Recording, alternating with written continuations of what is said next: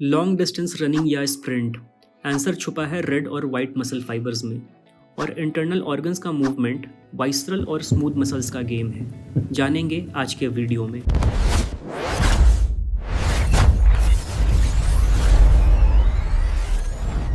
तो जैसा कि लास्ट क्लास में हम डिस्कस कर रहे थे कि अगर हमें मसल्स को समझना है तो हमें इस निमोनिक्स को समझना होगा कि धागे के अंदर धागे के अंदर धागे के अंदर प्रोटीन, जहाँ पे 3 बार धागा आ रहा है और चौथे बार में प्रोटीन आ रहा है। और हर धागे का अपना एक यूनिक नाम है और उसकी एक यूनिक कवरिंग है। हर धागे का अपना एक यूनिक नाम है और उसकी एक यूनिक कवरिंग है। हर धागे का अपना एक अलग नाम है और उसकी एक यूनिक कवरिंग है। यहाँ तक हमने लास्ट क्लास में देखा था। अब स्टार्ट करते हैं हम लोग हमारे आज की क्लास की, जहाँ पे हम लोग स्टार्ट करेंगे तीसरे नंबर पे, जो धागा था जिसे हम लोग मसल सेल या मायोसाइट या फिर मसल फाइबर्स कहते हैं। ठीक है, तो क्योंकि इसकी कवरिंग है एक अपनी एंडोमाइसियम, ठीक है, और ये एक सेल है, और अगर सेल है तो डेफिनेटली इसका अपना एक प्लाज्मा मेम्ब्रेन भी होगा। ठीक है, तो मसल सेल की कवरिंग के ठीक नीचे मसल सेल का प्लाज्मा मेम्ब्रेन होगा। ये इसका प्लाज्मा मेम्ब्रेन है। फाइन। और मसल सेल के प्लाज्मा मेम्ब्रेन को हम लोग एक स्पेसिफिक नाम से बुलाते हैं और ये नाम है सार्कोलेम्मा। ठीक है, ये क्या है? ये मसल सेल का plasma membrane. This is plasma membrane और cell membrane of muscle cell membrane. Screen थोड़ा बड़ा कर लेता हूँ मैं यहाँ पे। इस सेल मेम्ब्रेन का नाम है बेटा सार्कोलेम्मा। इसे हम लोग सार्कोलेम्मा भी बोलते हैं। ठीक है, अब क्योंकि ये एक सेल है, जैसे इसका सेल मेम्ब्रेन था वैसे ही इसका साइटोप्लाज्म भी होगा। ठीक है, तो इसके अंदर जो फ्लूइड फिल्ड स्पेस है बेटा, बेसिकली ये क्या कर रहा है? ये इसके साइटोप्लाज्म को रिप्रेजेंट कर रहा है और इसके साइटोप्लाज्म को हम लोग सार्कोप्लाज्म कहते हैं। ये क्या है? ये मसल सेल का साइटोप्लाज्म है, जिसे हम लोग सार्कोप्लाज्म कहते हैं। ठीक है,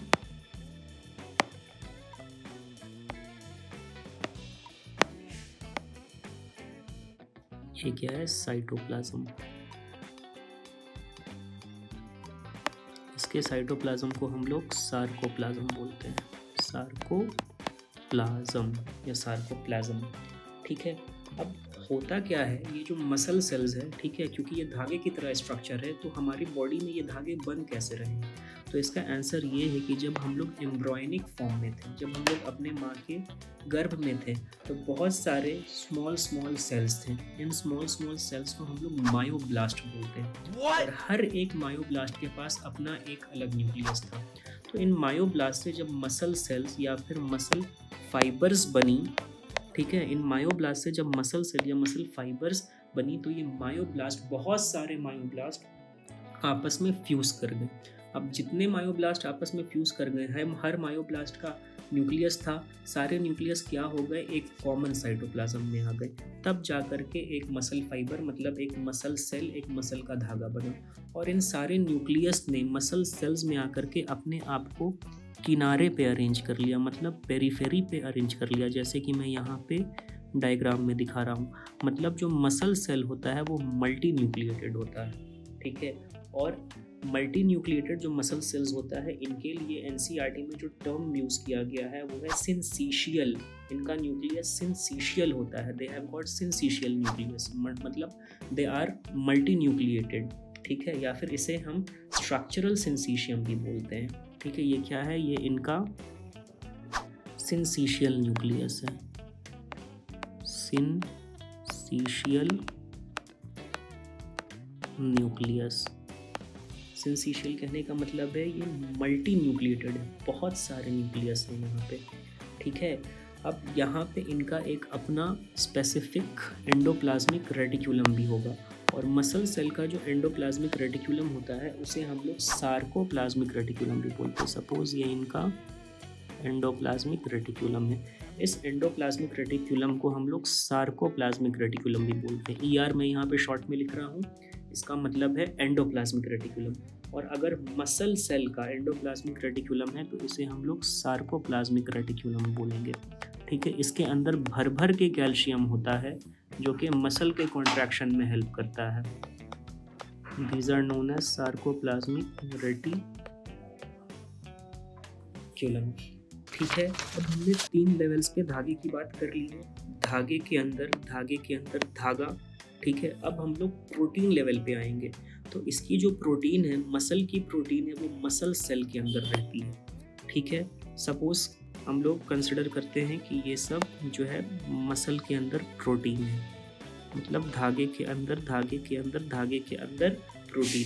अगर इसकी एक प्रोटीन को हम बाहर निकालते हैं, खींच करके बाहर निकालते हैं, ठीक है, और इसे जूम करके हम लोग इलेक्ट्रॉन माइक्रोस्कोप के नीचे देखते हैं, तो हमें इसमें कुछ इस तरह के डार्क बैंड्स दिखेंगे।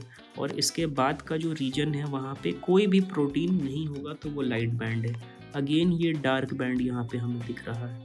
ठीक है, तो क्या है, ये जो है ये रीजन जो है डार्क बैंड है, अगेन ये रीजन जो है लाइट बैंड है, अगेन ये रीजन जो है डार्क बैंड है। और इन्हीं रीजन्स की वजह से हम लोग इन्हें क्या कहते हैं, स्ट्रिएटेड मसल्स या फिर स्ट्राइप्ड मसल्स फाइबर बोलते हैं। ठीक है, अगेन यहाँ पे क्या होगा, यहाँ पे अगेन डार्क बैंड्स दिखेंगे एंड सो ऑन, इस तरह से हमें डार्क बैंड दिखेंगे। तो ये जो 4th लेवल पे प्रोटीन हमें देखने को मिला, प्रोटीन के बैंड्स हमें देखने को मिले, डार्क एंड लाइट बैंड, इन्हें हम लोग मायोफाइब्रिल या फिर मसल फाइब्रिल बोलते हैं। इस स्ट्रक्चर का नाम है बेटा मायोफाइब्रिल। इसे हम लोग मायोफाइब्रिल या फिर मसल फाइब्रिल बोलते हैं, मसल फाइब्रिल बोलते हैं। ठीक है, यहाँ पे थोड़ा सा स्पेस कम है। ठीक है, आप लोग अपने कॉपी में अपने स्पेस के अकॉर्डिंग काम करें। थोड़ा एक पॉइंट और मैं यहाँ पे बताना चाहता हूँ, ये जो मसल फाइब्रिल है, ये जो मायोफाइब्रिल है बेटा, ये 2 टाइप्स की प्रोटीन से बनी होती हैं। बेसिकली ये 2 टाइप्स की प्रोटीन से बनी होती हैं। ऐसे तो इनमें बहुत सारे प्रोटीन पाए जाते हैं, टाइटिन पाया जाता है और भी बहुत कुछ पाए जाते हैं, लेकिन जो मसल के जो मेजर प्रोटीन है वो हैं actin and myosin. Actin and myosin. ठीक है, एक्टिन प्रोटीन जो है मसल्स की थिन फिलामेंट को बनाती है। ये सारा स्ट्रक्चर हम लोग बहुत डिटेल में जानेंगे जब हम लोग लोकोमोशन एंड मूवमेंट वाला चैप्टर पढ़ेंगे। और मायोसिन प्रोटीन जो है वो थिक फिलामेंट को बनाती है, थिक फिलामेंट को बनाती है। तो यहाँ पे हमने इस निमोनिक्स के थ्रू के धागे के अंदर प्रोटीन, मसल के स्ट्रक्चर को बिल्कुल क्लियर कर लिया है। जहाँ पे आपको यही याद रखना है कि हर धागे का एक अपना नाम, उसकी अपनी एक अलग कवरिंग, अपना नाम, उसकी एक अलग अपनी कवरिंग, अपना नाम, उसकी अपनी एक अलग कवरिंग। और चौथे लेवल पे हमें प्रोटीन देखने को मिल रहा है जो कि मायोफाइब्रिल या मसल फाइब्रिल है, और इसकी मेजर प्रोटीन्स हैं एक्टिन और मायोसिन। अगर आप लोगों को ये याद करने में दिक्कत हो रहा है तो एक निमोनिक्स और मैं आप लोगों को बता रहा हूँ कि 3 लेवल पे धागा था। बीच वाला जो धागा है इसे हम लोग फैसिकल बोलते हैं और इसकी कवरिंग जो है पेरीमाइसियम। बीच में जो है वो पी है, बीच में जो है वो पी है मतलब पेरीमाइसियम है। और बीच के दोनों साइड मतलब उसके स्टार्टिंग और उसके एंड में जो कवरिंग है उनका नाम ई से हो रहा है। ठीक है, एपी मतलब ऊपर, तो ऊपर ऑब्वियसली बाहर की लेयर में होगी, तो सबसे ऊपर की लेयर मसल है, सबसे ऊपर का धागा मसल है, वो है एपीमाइसियम। एंडो मतलब अंदर, तो जो सबसे अंदर का धागा है उसकी कवरिंग का नाम है एंडोमाइसियम। मतलब बीच वाला धागा का कवरिंग का नाम पी से स्टार्ट हो रहा है पेरीमाइसियम, और दोनों तरफ बाहर और अंदर उनका नाम ई से स्टार्ट हो रहा है, मतलब epimysium and endomysium. I hope आपको ये कॉन्सेप्ट समझ में आया होगा। अब हम लोग मूव ऑन करते हैं लोकेशन ऑफ स्केलेटल मसल की तरफ। तो हम लोग साइड हेडिंग या फ्रेश हेडिंग बना लेते हैं लोकेशन का, मतलब location of skeletal muscle. Basically ये जो है हमारी बोन से अटैच्ड होती है। ठीक है, attached to bones, attached to bones. और ये हमारी हाथों की मसल्स में पाई जाती हैं, ये हमारे आर्म्स में पाए जाते हैं, ये हमारी लेग मसल्स में पाई जाती हैं। ठीक है। ये हमारे फेस में पाई जाती है, जैसे हम चाहें तो हंस सकते हैं, हम रो सकते हैं, अपने फेशियल एक्सप्रेशन को हम कंट्रोल कर सकते हैं, हम चाहें तो अपने गर्दन को दाएं बाएं ऊपर नीचे घुमा सकते हैं। तो ये हमारे नेक में पाए जाते हैं और ये हमारे बॉडी वॉल में पाए जाते हैं। ठीक है, तो इतना लोकेशन, इन लोकेशन का नाम as per the demand of NEET आपको याद रखना है। ये सारे कीवर्ड्स मिले लोकेशन से रिगार्डिंग, तो आप लोग यहाँ पे स्केलेटल मसल में टिक लगाएंगे। ठीक है, अब यहाँ पे हम लोग बात करेंगे red muscle fibres and white muscle fibres की। ठीक है, तो मसल्स जो है, स्केलेटल मसल्स जो है वो अगेन दो टाइप्स की हैं, एक है रेड मसल फाइबर और एक है वाइट मसल फाइबर। तो इसको समझने के लिए अगेन हम लोग यहाँ पे एक यहाँ पे सबसे पहले बीच में हम लोग एक लाइन बना लेते हैं जो कि इस पेज को दो कॉलम्स में डिवाइड कर दे रही है। ठीक है, एक है यहाँ पे रेड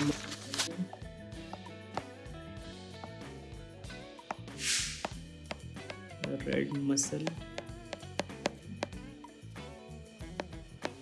फाइबर्स और एक है white muscle fibres, white muscle fibres. ठीक है, अब एक एक करके हम इनके पॉइंट्स को लिखना है स्टार्ट करते हैं। तो जो ये रेड मसल फाइबर्स हैं, डार्क रेड कलर की होती है क्योंकि इनमें एक प्रोटीन मतलब मायोग्लोबिन का डिपोजिशन या फिर अक्यूमुलेशन होता है। ठीक है, these are dark red in colour, dark red in colour due to presence of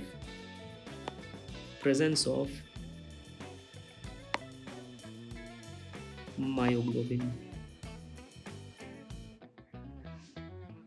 ठीक है, मायोग्लोबिन बेटा क्या है? तो मायोग्लोबिन जो है वो एक रेड तरह का हीमोप्रोटीन है। ठीक है, ये एक पिगमेंट है, ये एक प्रोटीन वाला पिगमेंट है। ठीक है, ये क्या है? एक red haem protein, red haem या फिर हीमोप्रोटीन।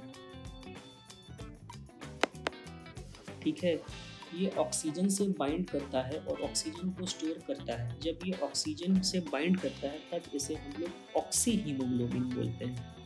ठीक है, it binds and stores oxygen as oxyhemoglobin, oxyhemoglobin। Haemoglobin की स्पेलिंग में आप लोग ए लिख भी सकते हैं, नहीं भी लिख सकते हैं। ये इंग्लिश का दो अलग अलग फॉर्मेट है। ठीक है, दोनों सही है। ठीक है, और अगर हम लोग वाइट मसल फाइबर की बात करें तो ये रेड मसल के कंपैरिजन में लाइटर कलर का होता है। ठीक है, lighter in color, it is lighter in color। ऐसा क्यों होता है? क्योंकि इसमें जो है मायोग्लोबिन या तो नहीं होता है या तो इसका अमाउंट बहुत ज़्यादा कम होता है। Lighter in colour due to absence और very less quantity, very less quantity of myoglobin। ठीक है, अब जो रेड मसल फाइबर है ये एरोबिक ऑक्सीडेशन करता है, मतलब यहाँ पे जो फ्रूट का यूटिलाइजेशन है वो ऑक्सीजन के प्रेजेंस में होता है। ठीक है, it perform aerobic oxidation, perform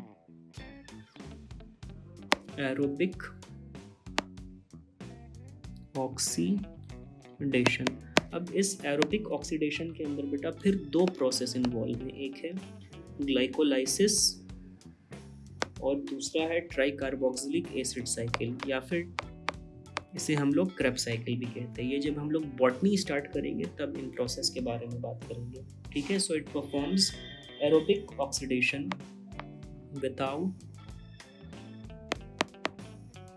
formation जहाँ कहीं भी ऑक्सीजन का यूटिलाइजेशन हो रहा है वहाँ पे कभी भी लैक्टिक एसिड नहीं बनेगा। तो यहाँ पे तो ऑक्सीजन का यूटिलाइजेशन हो रहा है क्योंकि एरोबिक ऑक्सीडेशन है, तो यहाँ पे क्या होगा, लैक्टिक एसिड नहीं बनेगा। Without formation and accumulation. Accumulation कहने का मतलब है जमा हो जाना। एक्यूमुलेशन ऑफ लैक्टिक एसिड, ठीक है। यहाँ पे क्या हो रहा है, यहाँ पे एनएरोबिक ऑक्सीडेशन हो रहा है, और अगर एनएरोबिक ऑक्सीडेशन होगा तो वहाँ पे एटलीस्ट ग्लाइकोलाइसिस होता ही होता है। तो यहाँ पे सिर्फ क्या होगा, जैसे कि यहाँ पे ग्लाइकोलाइसिस और टीसीए दोनों हुआ था, यहाँ पे सिर्फ और सिर्फ ग्लाइकोलाइसिस होगा, ठीक है। So it perform only glycolysis, perform anaerobic oxidation. कहने का मतलब है only glycolysis, glycolysis with formation and accumulation of lactic acid.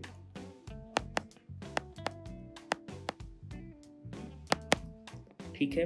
अब अगर हमारी बॉडी में लैक्टिक एसिड, मतलब हमारे मसल्स में लैक्टिक एसिड जमा होने लगेगा तो हमें मसल में पेन फील होगा, हमारे मसल्स में क्रैम्प आएंगे, ठीक है। और अगर हमारे मसल में पेन फील होगा, मसल्स में क्रैम्प आएंगे, तो उन मसल्स को हम ज़्यादा देर तक यूज़ नहीं कर पाएंगे क्योंकि हमें पेन फील हो रहा है। मतलब हम पेन की वजह से अपने मसल्स को ज़्यादा देर तक कॉन्ट्रैक्ट नहीं कर सकते हैं। इसीलिए जो रेड मसल फाइबर है उनमें लैक्टिक एसिड तो जमा नहीं हो पा रहा है, इसीलिए इन्हें हम देर तक कॉन्ट्रैक्ट कर सकते हैं, ठीक है।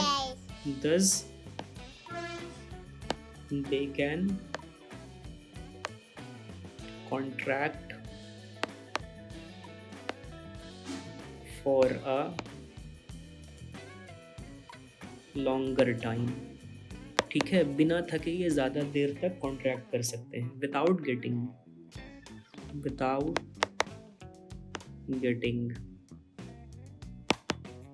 फटीग कहने का मतलब है थकना, ठीक है। तो ये जल्दी थकेंगी नहीं।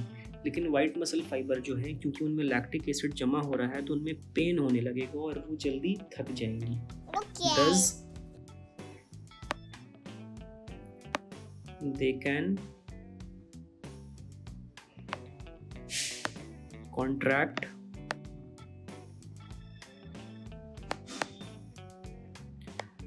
for a, क्योंकि इनमें लैक्टिक एसिड जमा हो रहा है, for a shorter time and gets fatigued, ठीक है। अगला पॉइंट ऑफ डिफरेंस जो है कि ये जो है इनमें रेट ऑफ कॉन्ट्रैक्शन जो है स्लो होगा और लॉन्ग पीरियड तक होगा। अगर कोई ज़्यादा देर तक कॉन्ट्रैक्ट कर रहा है, ठीक है, तो वो धीरे धीरे कॉन्ट्रैक्ट होना स्टार्ट करेगा, ठीक है, और उनका कॉन्ट्रैक्शन जो है वो लॉन्गर पीरियड तक परसिस्ट करेगा। Fine, they are having slow rate of contraction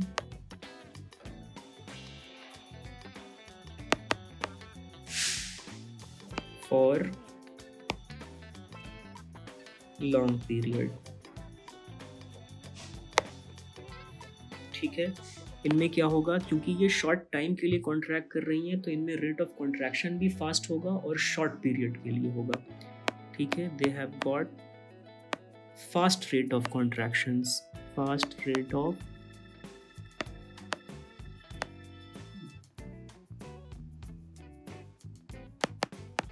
contractions for short periods,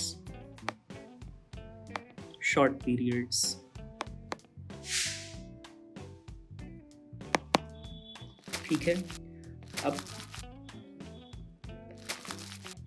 फिर से हम लोग कॉलम को यहाँ पे कंटिन्यू करते हैं।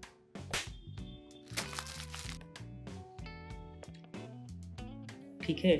अब क्योंकि रेड मसल फाइबर में ग्लाइकोलाइसिस हो रहा है, टीसीए हो रहा है, लैक्टिक एसिड जमा नहीं हो रहा है, यहाँ पे एनर्जी का ज़्यादा रिक्वायरमेंट है। तो अगर एनर्जी का ज़्यादा रिक्वायरमेंट है तो यहाँ पे न्यूट्रिशन का भी ज़्यादा रिक्वायरमेंट होगा, इसीलिए इनके अंदर mitochondria as well as blood vessel ज़्यादा पाई जाएंगी। ठीक है, तो अगला पॉइंट जो है इसका वो ये है कि mitochondria are more in number. Mitochondria are more in number. यहाँ पे क्या होगा, mitochondria are less in number. Mitochondria are less in number.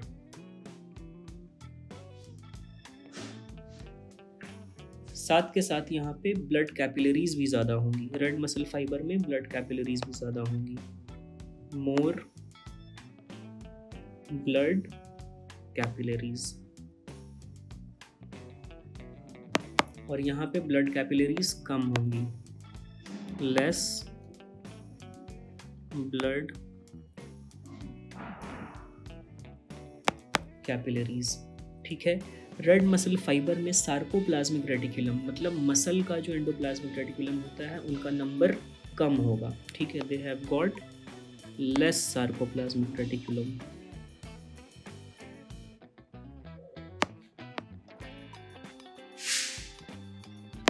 इसके अपोजिट वाइट मसल फाइबर में ज़्यादा होंगी, सार्कोप्लाज्मिक रेटिकुलम मोर होंगे, यहाँ पे मोर सार्कोप्लाज्मिक रेटिकुलम। ठीक है, अब जो रेड मसल फाइबर होती हैं उनका जो डायमीटर है वो छोटा होगा, दे have got smaller diameter, smaller diameter. और जो वाइट मसल फाइबर हैं उनका डायमीटर इनके कंपैरिजन में ज़्यादा बड़ा होगा, so they have got larger diameter. ठीक है, अब हम इनके एग्जाम्पल की बात करते हैं। तो जो रेड मसल फाइबर हैं, हमारी जो बैक की मसल्स हैं, extensor muscles of human back, ठीक है, वो रेड मसल फाइबर। और ये बिल्कुल ऑब्वियसली क्लियर है कि हम लोग ज़्यादा टाइम तक खड़े रह सकते हैं। अगर हम लोग ज़्यादा टाइम तक खड़े हैं तो ऐसा तो नहीं होता है कि एकदम से हमारे कमर में दर्द होने लगता है।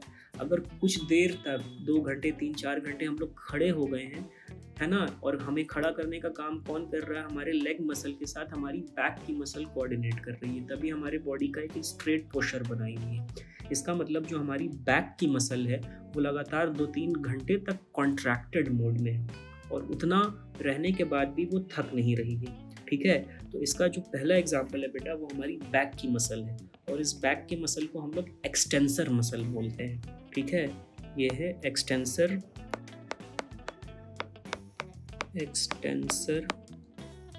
Muscles of human back. ठीक है, इसका जो नेक्स्ट एग्जाम्पल है उसको समझने के लिए आप लोग ये समझिए, जो दूर तक या बहुत ऊंचाई, दूर डिस्टेंस या बहुत ऊंचाई तक उड़ने वाले बर्ड्स होते हैं वो लगातार अपने विंग्स को यूज़ करते हैं, फिर भी उनकी विंग्स नहीं थकती। अगर उनकी विंग्स थक जाएंगी तो वो उड़ते उड़ते गिर जाएंगी, लेकिन ऐसा तो होता नहीं है, लगातार उनकी विंग्स काम करती हैं और वो उतने ज़्यादा हाइट पर उड़ते रहते हैं। तो जो ऊंचे आसमान में उड़ने वाले बर्ड्स हैं उनके विंग मसल में भी यही मसल्स पाई जाती हैं। ठीक है, तो इनका एग्जाम्पल है flight muscles of kite. Kite एक ऐसा बर्ड है जो कि बहुत ऊंचाई पर उड़ता है। ठीक है, इसका नेक्स्ट एग्जाम्पल है बेटा फ्लाइट मसल्स ऑफ काइट। ठीक है, इसी तरह हम लोग बात करते हैं example of smooth muscle fibre की। ठीक है, तो हम लोग अपने आँख को ज़्यादा दाएं बाएं ऊपर नीचे मूव नहीं कर सकते। आप करके देखिए, अगर आप लोग कंटिन्यूसली अपने आई बॉल को, अपने है ना, अपने आईलिड को नहीं, आई बॉल को दाएं बाएं ऊपर नीचे करेंगे तो क्या होगा, आपकी आँख के पीछे दर्द होने लगेगा। ठीक है, आँख के पीछे क्या है, बहुत सारे मसल्स के ग्रुप्स होते हैं। ठीक है, तो वो मसल्स क्या हैं, नेचर से वाइट मसल फाइबर होते हैं। तो इनका एक एग्जाम्पल है eye ball muscles. Eye ball muscles. इसके साथ ही वैसी बर्ड्स जो ज़्यादा डिस्टेंस तक नहीं उड़ सकती हैं या ज़्यादा हाइट पर नहीं उड़ सकती, जैसे स्पैरो, उनके विंग्स में भी ये मसल्स पाई जाती हैं। ठीक है, इसका नेक्स्ट एग्जांपल है flight muscles of sparrow. Muscles of sparrow. तो यहाँ तक हमने कंप्लीट कर लिया है red muscle fibre and white muscle fibre को। मूव ऑन करते हैं हम लोग हमारे नेक्स्ट मसल टाइप पर, जिसका नाम है वाइसरल या फिर स्मूथ मसल। तो यहाँ पे हम लोग फ्रेश हेडिंग बनाते हैं वाइसरल या फिर स्मूथ मसल का। वाइसरल या फिर इसे हम लोग स्मूथ मसल्स भी कहते हैं। ठीक है, अब इसको समझने के लिए हमें यहाँ पे एक डायग्राम का हेल्प लेना पड़ेगा। ठीक है, तो इसके डायग्राम को हम यहाँ पे बनाना स्टार्ट करते हैं। बेसिकली क्या होता है, ये जो मसल है ये स्पिंडल शेप की होती है या फिर ये फ्यूजीफॉर्म शेप की होती है। स्पिंडल या फ्यूजीफॉर्म कहने से मतलब मेरा ये है कि ये मसल जो है किनारे पे पतली होंगी और बीच में जो है ये चौड़ी होंगी। जैसा कि यहाँ पे बिल्कुल क्लियर है कि ये किनारे पे पतली है, किनारे पे जाकर के ये टैपर्ड हो जाती है। तो इसी स्ट्रक्चर को, इसी शेप को हम लोग फ्यूजीफॉर्म या फिर स्पिंडल शेप बोलते हैं। ये किनारे पे अगेन पतली हैं और बीच में ये क्या है, बीच में आकर के ये चौड़ी हो जाती है। ये सब स्मूथ मसल्स की सेल्स हैं। ये सब क्या है बेटा, ये सब स्मूथ मसल्स की सेल्स हैं। ठीक है, तो सबसे पहले हम इनके स्ट्रक्चर्स को ही लिख लेते हैं। इन स्ट्रक्चर का, इनका जो शेप है ये क्या है बेटा, ये इलोंगेटेड शेप है। ये elongated muscle fibers है।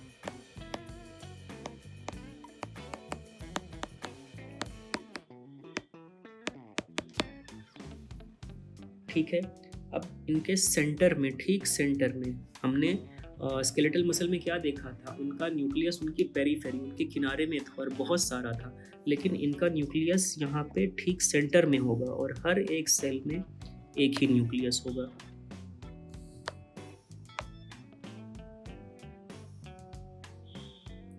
ठीक है, और यहाँ पे क्या होगा, इसका अपना प्लाज्मा मेम्ब्रेन होगा। स्मूथ मसल में हम लोग कभी भी नहीं बोलेंगे कि सार्कोलेम्मा होगा।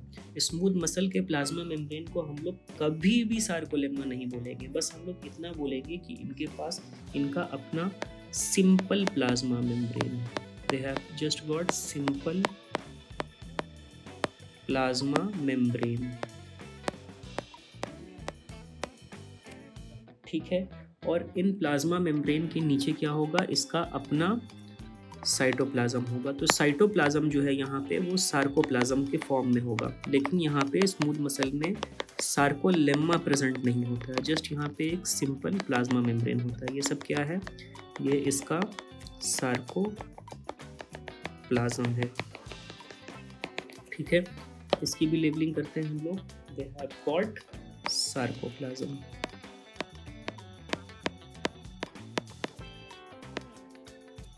ठीक है, अब यहाँ पे क्या होता है, बीच में जो ये मसल्स होती हैं ये ब्रॉड हो जाती हैं। ठीक है, बीच में ये मसल क्या है, ब्रॉड है। They are broad in middle, broad in middle. और इनका न्यूक्लियस जो है वो होता है ओवल शेप का। न्यूक्लियस इज ओवल और वो सेल के बीच में है। Nucleus, it is oval and central। और हर एक फाइबर में एक ही न्यूक्लियस होगा, हर एक सेल में एक ही न्यूक्लियस होगा, मतलब ये नेचर से यूनिन्यूक्लिएट होंगी। ठीक है, और इसमें इसके जो मायोफाइब्रिल है ये इसमें लॉन्गिट्यूडनली रन कर रहे होंगे। ये इसके मायोफाइब्रिल्स, मतलब ये इसके प्रोटीन्स हैं, ये सब इसके प्रोटीन्स हैं। They are running in a longitudinal fashion. ठीक है, इसकी भी लेबलिंग हम लोग कर लेते हैं। मायोफाइब्रिल्स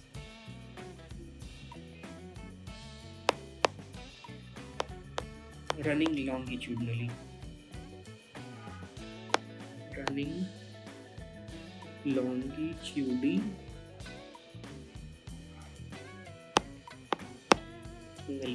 ठीक है। अब जैसा कि ये मसल फाइबर्स बीच में चौड़ी थी, ठीक है, एंड में आकर के ये क्या होंगी, पॉइंटेड हो जाएंगी। इनका एंड जो है वो पॉइंटेड या फिर टैपर्ड है। दे have got pointed and tapered and. Tapered and, दूसरा एंड भी क्या होगा इनका, पॉइंटेड एंड टैपर्ड ही होगा। पॉइंटेड एंड टैपर्ड एंड, ठीक है।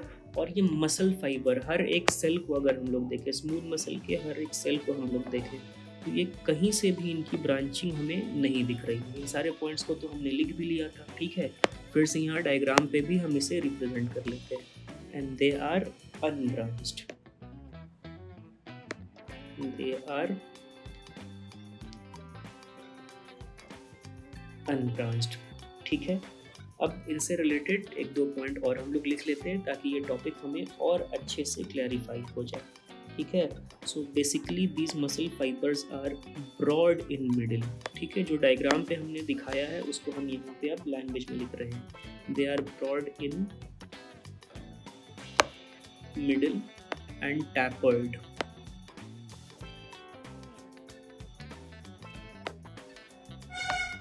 at both ends, ठीक है। And these are held together by cell junction. Cell junctions यहाँ भी होंगी, लेकिन सेल जंक्शन सबसे ज़्यादा सबसे फ्रीक्वेंट एपिथेलियल टिश्यू में पाई जाती है, ठीक है। These are held together by cell junctions. एक बात और मैं बता देता हूँ, ये जो फर्स्ट पॉइंट हमने यहाँ पे लिखा है, broad in middle and tapered at both ends, ठीक है, इस शेप को हम लोग फ्यूजिफॉर्म बोलते हैं, फ्यूजिफॉर्म, ठीक है। या फिर इस शेप को हम लोग स्पिंडल बोलते हैं।